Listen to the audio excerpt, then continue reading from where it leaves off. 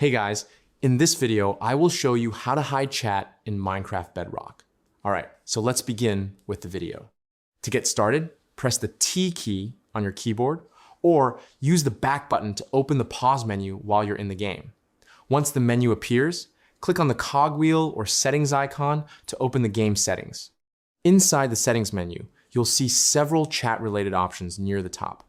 To hide the chat completely, enable the option called Mute All Chat. You can also choose to disable emote chat if you don't want emote messages appearing on your screen.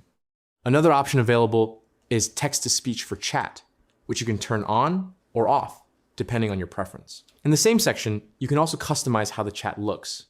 You're able to change the font style, adjust the font size, modify the line spacing, and even change the colors used for chat messages and mentions. Once you enable Mute All Chat, the in-game chat will no longer appear on your screen.